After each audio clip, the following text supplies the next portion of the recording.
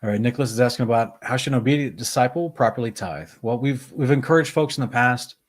It's a good question because there's no standing temple, there's no standing priesthood. We don't assemble at that place for the feasts as covenant Israel, not until the Messiah returns, until the New Jerusalem descends, and the day of the Lord happens. So while we're still in the prophesied dispersion, you can choose just for the. Remember, this is why we talked about the purpose of the temple and the priesthoods as we talked about the different types of tithing, right? So it was for a purpose. It wasn't simply because God's greedy or because God is some sort of landlord that expects a certain percentage from you.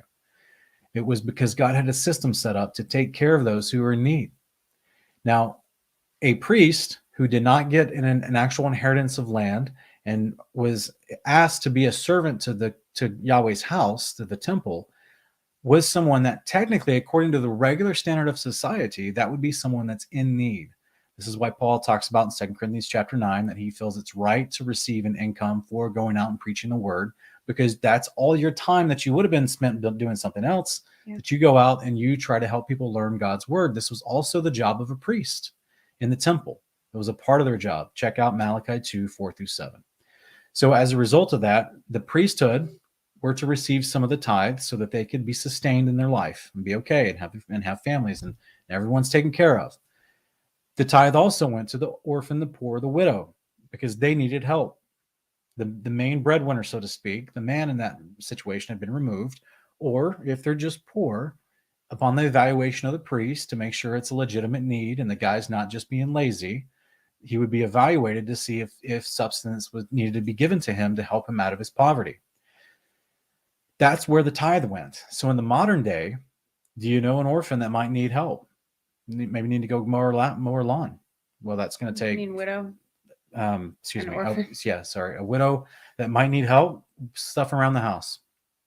It's going to take your time and money to go help her, right? Maybe you do want to give to a charity that deals with orphans, right? Maybe you want to support people that are feeding you spiritually. Maybe you want to go and you find someone in need, truly in need. Could be your family members. It could be an extended family. Could be someone you don't know. Could be someone you used to know in middle school. The need is everywhere out there, right? And sometimes money doesn't just fix the problem. Many times it may require your effort, your time being around them, just as the feasts where you would bring your tithe required your effort, your money, your time to go be there physically in that location. This is why we have the instruction in Deuteronomy, I believe it's chapter 16, talking about if you're trying to bring your tithe and it's too far away and you're bringing animals because you raise livestock, you can sell the animals in your home tribe and then take that money and travel to Jerusalem and then spend it on the feast for what you need to. So that way you have the equivocal value of whatever your tithe was being transferred to another location. So point being, in modernity, in the modern day, you may find someone that's in need that was introduced to you, that you want to support their ministry and there's a variety of ways to do that, right? Say someone that said, hey, their mother's in need, so they want to go across. Here's a great example.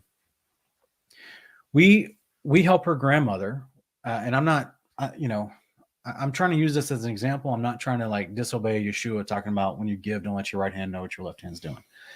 But it's a real world example, right? Across state lines, her grandmother lives in Ohio. We pay for her lawn care to happen because her grandmother's 83 years old. She can't do it herself.